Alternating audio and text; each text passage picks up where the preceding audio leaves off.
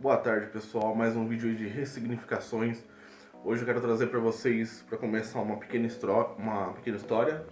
E logo após eu quero deixar uma técnica bem legal. Vocês vão gostar muito mesmo. Vamos lá. Primeiro eu gostaria de falar sobre um distúrbio chamado desamparo adquirido. Não é nenhum distúrbio, é simplesmente um fenômeno psicológico que atinge muitas pessoas. O que é o desamparo adquirido?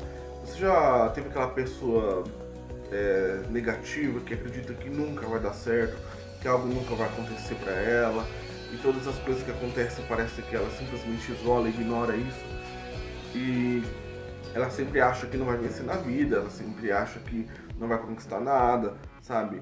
É aquela pessoa que se diz realista, mas na verdade ela está sendo mais pessimista, negativista. E isso muitas vezes é apenas um sintoma, né, desse fenômeno chamado desamparo adquirido. Eu vou contar a história de como isso foi descoberto e logo após eu quero deixar umas técnicas. Primeiramente, eu gostaria de falar que não existe pessoas burras, pessoas menos inteligentes, pessoas que não conseguem ir bem numa prova, pessoas que vai muito mal na escola porque não tem capacidade cognitiva igual as outras. Existem apenas professores inflexíveis, não existem pessoas incompetentes, existem apenas professores que não são flexíveis, existem terapeutas que não são flexíveis, existem pessoas, conselheiros, né, e até mesmo treinadores que não são flexíveis, porque essa pessoa se dedica a se colocar no mundo daquela pessoa ali que ela está tratando ou ensinando e se propõe a aprender como ela funciona, entendeu? Ela consegue sim extrair algo bom e colocar muitas coisas boas ali. É que as pessoas elas vão simplesmente ensinar outras pessoas ou tratar outras pessoas levando em conta que todo ser humano é igual, e não é assim, tá? Então essa história vai resumir um pouco disso. Na verdade não é uma história, é um experimento de verdade que aconteceu. Então vamos lá. Pegaram 2 pombos, né, para fazer um experimento e colocaram na gaiola. Cada pombo tinha sua gaiola. E em uma gaiola, a parte de baixo ali do solo era de metal, né? E tinha a gaiola era bem grande e do lado tinha uma chapinha de aço nessa gaiola, né? O resto da gaiola era de madeira, tá? E eles colocaram uma voltagem bem baixinha nessa chapa de aço embaixo dos pombos, sabe? Então na primeira gaiola era o seguinte, eles ligaram a voltagem. Se o pombo batesse, esbarrasse naquela chapinha na lateral, eles automaticamente desligariam a voltagem. Então eles esperavam o pombo bater lá para desligar. Então o que aconteceu? Colocaram o pombo lá dentro e ligaram. Era uma voltagem bem baixa, apenas o suficiente para incomodar os pombos. Então eles ficavam ali rodando, voavam um pouquinho, sentavam e não importava o que eles fizessem. Assim que eles encostavam no chão, eles sentiam aquela voltagem, aquele choquinho bem incômodo mesmo. Só que aí quando ele batia a asa ou esbarrava naquela chapinha da lateral, o choque desligava. Eles fizeram isso tantas vezes que o pombo começou a associar. Toda vez que ele batia naquela lateral daquela chapa, a voltagem cessava. Então teve um momento que assim que eles ligavam a voltagem, o pombo simplesmente voava até ali diretamente e batia ali só para cessar a dor, né? Então aquele pombo, ele aprendeu a como parar de sofrer, entre aspas. Ele aprendeu um método ali, associando, sempre associando, ele aprendeu esse método. E aconteceu o quê? Eles pegaram um outro pombo para fazer o mesmo experimento. Só que colocaram esse pombo da mesma gaiola, com essa chapinha, e ligou a voltagem. Só que a diferença é que não importava o que ele fizesse.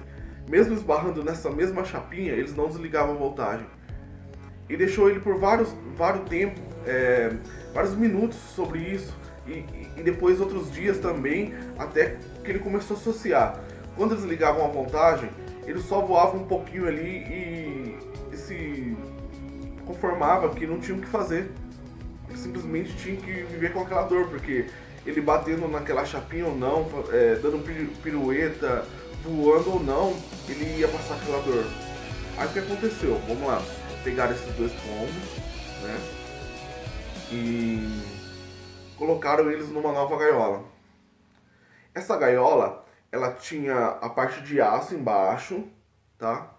E tinha uma divisão no meio. Entre essa divisão só tinha um espacinho bem pequenininho que ele poderia entrar por aquele buraco e atravessar para o outro lado da gaiola. E o outro lado da gaiola tinha madeira em cima da chapa de aço.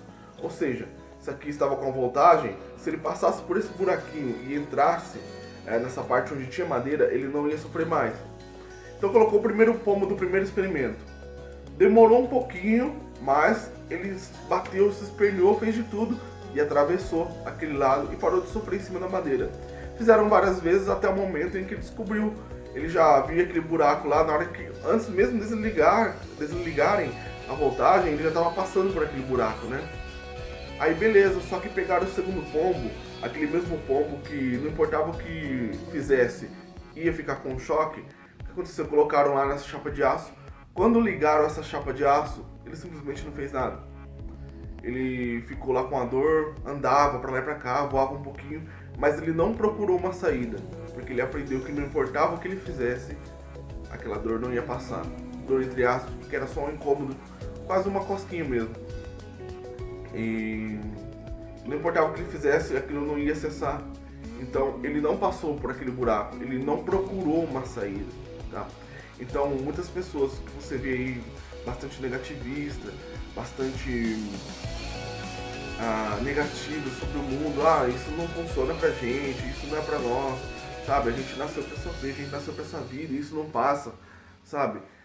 Pode ser que essa pessoa tenha experimentado o amparo adquirido, né? O desamparo adquirido. Pode ser que em vários momentos da vida daquela pessoa, simplesmente ela passou por tantas coisas negativas que não importava o que ela fizesse, aquilo não arrumava. E o que acontece hoje? Não importa a situação, começou algo negativo na vida daquela pessoa, ela não se esforça mais para tentar mudar aquela situação. Ela não se esforça para tentar achar uma saída, porque ela foi condicionada a isso. Isso não é culpa dela. Isso simplesmente porque faltou recursos na vida dela, faltou simplesmente ela não teve muitas experiências que ajudaram ela a escolher, né, algumas saídas. Porque ela pode até ter tentado na vida dela, mas todas aquela que ela tentou, não importava o que ela fizesse, essa pessoa simplesmente teve que passar aquela dor. E isso, muitas pessoas têm isso, eu conheço muitas pessoas que sofrem de desamparo adquirido, né? Mas essa história é mais mesmo pra gente exemplificar e conhecer mais esse fenômeno, pra gente saber que não existem pessoas iguais, não existem pessoas que não conseguem melhorar, não existem pacientes que são intratáveis, não existem alunos da escola que não conseguem ir bem numa matéria, existem apenas tutores inflexíveis, existem apenas professores que não são flexíveis o suficiente, às vezes até são, mas não tem ali as ferramentas ou o tempo adequado para poder lidar com aquela pessoa em específico, tá? Então vamos lá agora para a técnica. Partindo desse pressuposto dessa história, tem uma técnica muito interessante. Tony Robbins, num dos livros dele, ele passou semanas e semanas estudando o que leva as pessoas a fazerem o que fazem. Porque as pessoas se comportam de uma maneira e outras de outra. Então, na PNL a gente tem aquilo chamado de prazer e dor. Todas as pessoas do mundo inteiro que você conheça ou não conheça, elas se movimentam por dois impulsos, ou para buscar prazer ou para evitar dor, entendeu? Então, uma pessoa que busca prazer é aquela pessoa que se move, faz o que faz, sabe? Estuda, ou seja, ou trabalha em busca de um prazer, entendeu? E são aquelas pessoas que evitam dor, são aquelas que simplesmente fazem o que fazem por evitar dores maiores. Vou te dar um exemplo bem prático. Tem aquela pessoa que trabalha muito, mas muito mesmo. Se ela é uma pessoa que se move por prazer, ela pode estar trabalhando muito porque simplesmente ou ela vincula prazer àquele trabalho, ou ela gosta muito, ou existe a probabilidade de quanto mais ele trabalhar, mais ele receber, ele vincula prazer a receber muito mais dinheiro, ou simplesmente qualquer outra coisa que gere prazer para ele. A pessoa que trabalha o mesmo tanto, trabalha muito, mas muito, só que para evitar a dor, ele simplesmente pode estar trabalhando muito porque ele precisa pagar uma conta muito urgente, sabe? E para evitar a dor dessa conta que ela está causando para ele, e força ele a trabalhar muito. Ou simplesmente porque ele tem muito medo de ser demitido, então ele vem trabalhar muito, sabe? Então, todos nós temos a característica de cada um. Pessoas que buscam prazer e pessoas que evitam dor. Tem pessoas que buscam ficar rico pelos prazeres que a riqueza traz. Tem pessoas que buscam ficar ricas para evitar a dor que a pobreza traz, simplesmente, entendeu? Então, assim, a gente tem a nossa característica de buscador ou prazer. Porém, em certos aspectos da vida, vamos supor que eu seja uma pessoa que age buscando prazer. Tem certos aspectos da minha vida que eu vou agir buscando dor, evitando dor. Então, o que acontece? Como que a gente faz para descobrir se uma pessoa ali no momento, naquele contexto em específico, não pode se generalizar tudo, ela está buscando dor ou prazer? A gente vai observar as coisas que elas estão falando, entendeu? Então vamos lá, vamos supor um exemplo, uma técnica aí que você pode usar se você é vendedor. Vamos supor que a pessoa é um vendedor de carros e chega um cliente lá. Naquele momento específico, a pessoa, ela pode ser uma pessoa que busca prazer, mas vinculada a carros, ela é uma pessoa que gosta de evitar dor. Então, você é lá o vendedor e o cliente chega e simplesmente você cumprimenta ali, faz ali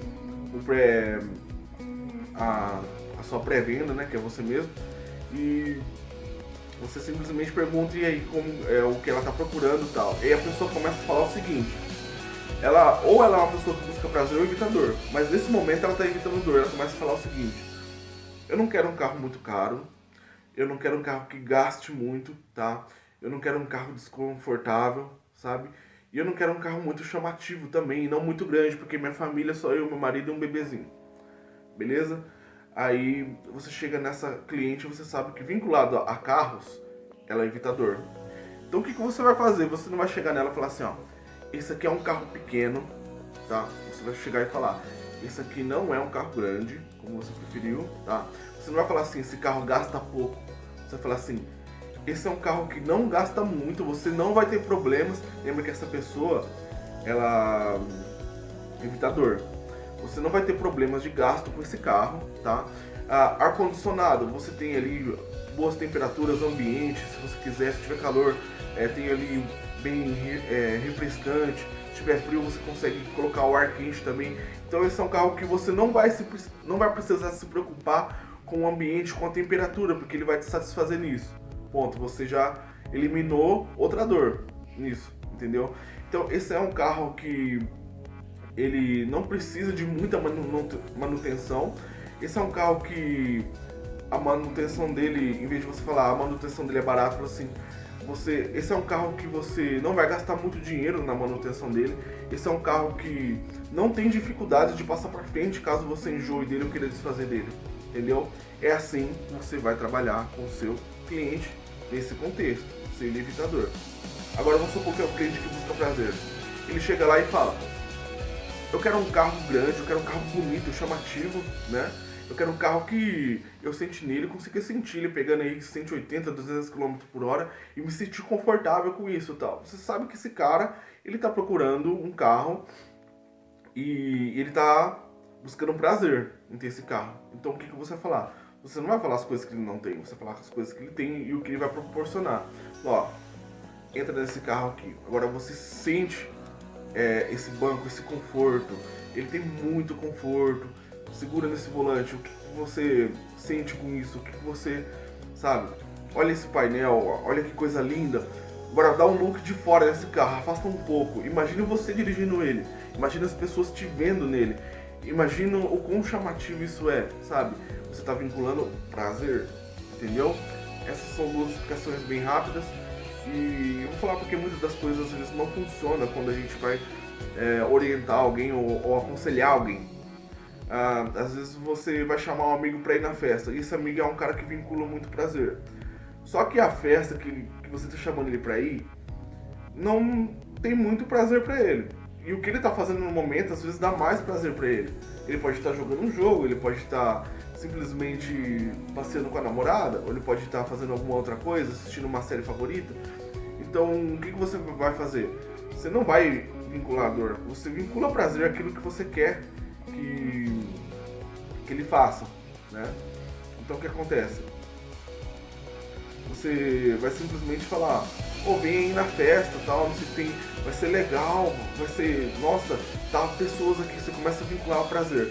Tá fulano, ciclano lá, a gente vai zoar bastante, a gente vai rir muito e tal, e vai vinculando o prazer. Ainda mais se você conhece a pessoa. Se for uma pessoa como eu que gosta muito de observar as pessoas, mas gosta muito de série, eu não gosto muito de sair, mas a pessoa quiser fazer com que eu saia, se ela usar um argumento desse, praticamente eu vou sair. Ela falar assim pra mim, oh, vamos sair, vai ter bastante gente. É uma ótima oportunidade de você aprender mais e observar mais as pessoas. Ou seja, ela vinculou o prazer aquilo que ela sabia que eu gostava. Você pode usar isso também, entendeu? Então, se eu for uma pessoa que evita dor, entendeu? Então você pode falar assim, mano, imagina você ficar em casa, o tempo que você vai estar perdendo. Imagina você saber que você perdeu a melhor noite da sua vida junto com a galera e tal. Imagina você simplesmente estar aí e descobrir que o tempo que você passou foi jogado fora, você só perdeu tempo. Você está vinculando dor. Isso funciona se eu sou uma pessoa que vincula dor, ou nesse quesito, vinculo dor. Nesse contexto, ok? Então aí fica mais uma dica aí pra vocês, tá? Quando for conversar com alguém, quando for tratar com alguém, observe e escute bem a maneira com que ela está se expressando, se ela está buscando prazer ou evitando dor. Aí você entra no mundo dela, não tô falando que você, tipo, tentar vincular prazer a uma pessoa que evita dor vai dar ruim. A questão é, ou você coloca numa pista dupla um carro que anda muito devagar, ou você coloca um carro que anda muito rápido. Os dois vão andar e vão chegar no destino uma hora. Só que um vai ser mais eficaz, mais confortável e você vai chegar mais rápido. E sem muitas dificuldades. Isso é claro, entendeu? Então quando você entra no mundo daquela pessoa, você simplesmente está facilitando as coisas. Ela vai ser muito mais receptiva do que ela seria se você não entrasse no mundo dela.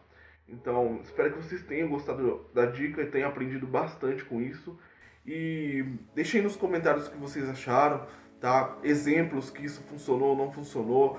Se você é uma pessoa que vincula dor, que evita muita dor, ou se você é uma pessoa que busca muito prazer, isso serve para você também saber como você funciona melhor, saber como que você pode melhorar aquele assunto que você não consegue fazer direito e simplesmente até modificar esse comportamento, ok? Grande abraço, falou e até a próxima.